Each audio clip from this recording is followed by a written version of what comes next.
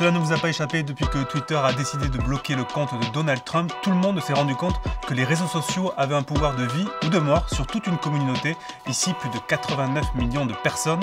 Alors pour cette 10e lucarne, on va vous parler d'un principe qui fait flipper tous les dirigeants de la Silicon Valley, la liberté d'expression. Tout s'est joué en quelques secondes la semaine dernière. Mr. Trump lost his primary megaphone overnight when Twitter permanently shut down his personal account. Twitter permanently banning the commander-in-chief's personal account with 88 million followers. Alors que depuis des années, les réseaux sociaux sont pointés du doigt pour leur laxisme sur les questions de modération, en quelques heures, les plus grandes boîtes tech, Twitch, Facebook, Amazon, Google, Snapchat et j'en passe, ont décidé de bannir les comptes de Donald Trump. C'est sans précédent. Apple, Facebook, Instagram, Snapchat, Google, Amazon, Pinterest, TikTok, YouTube, Reddit, Twitch, Stripe, Discord, and Shopify. Seriously, in one weekend, Trump's phone became a $2,000 flashlight. Et quand on creuse un peu, on se rend compte que le problème est bien plus complexe qu'il n'y paraît. Explication. Et pour comprendre, il faut faire un retour en arrière. À la fin des années 2000, les réseaux sociaux explosent, les millions d'utilisateurs se transforment en milliards et très vite, les dérapages se multiplient. Le sujet de la modération devient alors essentiel, mais les réseaux sont dépassés et mettent beaucoup de temps à agir.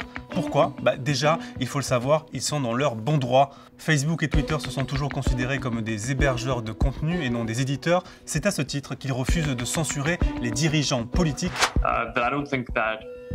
Facebook or internet platforms in general should be arbiters of truth. I think that's a kind of a dangerous line to get down to in terms of deciding what is true and what isn't. Et les textes juridiques sont de leur côté. Les réseaux sociaux dépendent d'une vieille législation datant de 1996, dans la fameuse section 230, qui stipule que les plateformes ne sont pas responsables des contenus partagés par leurs utilisateurs, sauf si ces derniers sont illégaux, comme la pornographie ou le terrorisme.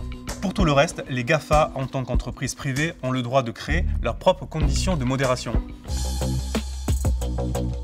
Alors que faire quand le président de la plus grande puissance mondiale utilise ces mêmes plateformes pour partager des discours parfois haineux? Donald Trump n'est pas dans l'illégalité, il profite du premier amendement de la Constitution américaine et ces 4 dernières années, le président a été un crash test pour les réseaux sociaux.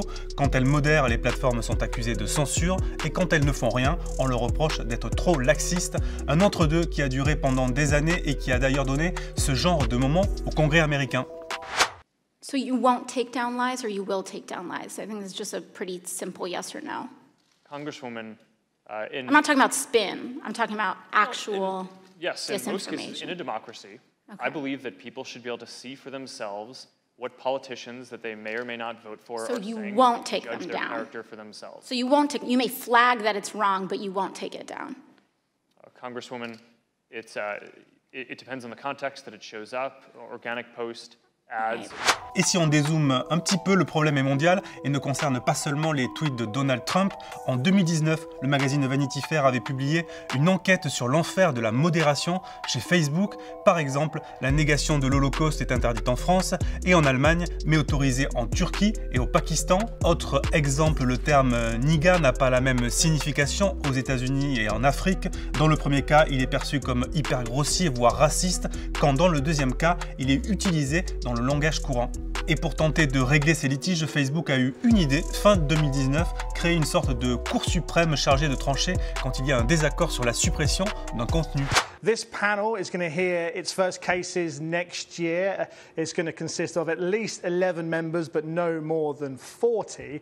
And in all, it's only going to hear around a dozen cases a year. Et oui, vous avez bien entendu, seulement 12 litiges traités par an pour 3 milliards d'utilisateurs. Le bannissement de Donald Trump par Twitter appelle une autre affaire, celle d'Alex Jones, un célèbre animateur d'extrême droite suivi par des millions de personnes. Souvenez-vous, Martin Veil avait tenté de l'interviewer. Pardon? C'est une blague? Et c'est toi la blague. T'es fini, t'es plein de conneries. Je suis quoi, pardon? Mais tu veux te battre? Tu veux te battre? Me battre? Tu crois que t'es un dur, c'est ça? Mais vous plaisantez? Ce que je suis en train de te dire... Bon. J'ai attendu ici longtemps. Si vous ne voulez pas répondre à nos questions, pas de problème, il suffit de le dire et nous partirons. Mais on va pas rester là à se faire insulter. En août 2018, les comptes de Jones avaient été suspendus de Facebook, Apple, Spotify et YouTube. Les plateformes lui reprochaient d'entretenir des propos dits de glorification de la violence du côté de Twitter, où il était suivi par 900 000 personnes, rien à l'époque. Pourquoi? Parce qu'à la différence des autres réseaux, Twitter supprimait des contenus glorifiant la violence seulement quand ils étaient ciblés vers une personne. C'est aussi ça le problème, on a tendance à penser que les GAFA sont tous les mêmes, mais ce sont bien des entreprises différentes avec chacune ses propres règles, ce qui rend encore plus incompréhensible certaines décisions.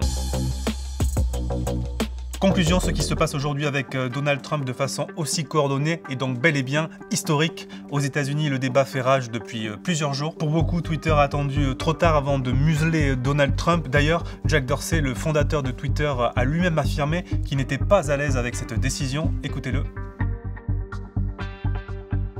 Tout bannissement est un échec de notre part. Cela nous divise, cela limite la possibilité de s'expliquer, de se racheter, d'apprendre, et cela établit un précédent que je pense dangereux.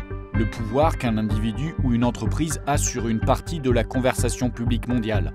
Il va même plus loin en affirmant que les modes de gouvernance des grosses boîtes tech sont aujourd'hui totalement dépassés et qu'à l'avenir, seule la décentralisation permettra d'éviter des polémiques à la Trump où une seule personne a le pouvoir d'appuyer sur un bouton pour bannir toute une communauté. J'ai une grande passion pour le Bitcoin grâce à son modèle, une technologie numérique qui n'est ni contrôlée ni influencée par un individu ou une entreprise. C'est ce qu'Internet souhaite être et deviendra de plus en plus. Et d'autres comme Roger McNamee, un des premiers investisseurs de Facebook, pensent que la décision de bannir Trump arrive pile au bon moment. Alors pourquoi? Oui, Trump leur rapportait beaucoup d'argent avec ses déclarations hyper virales, mais maintenant qu'il est devenu infréquentable et qu'il quitte le pouvoir, c'est le moment idéal pour lui dire au revoir. Trump was manna from heaven for all these platforms. I mean, seriously, no praise should be offered. I welcome the change, but I do not give any praise at all to these companies. I think they're doing the bare minimum at the last possible instant. Merci de nous avoir suivis pour ce 10e numéro de La Lucarne, déjà préparé par Harold Grand. À très bientôt.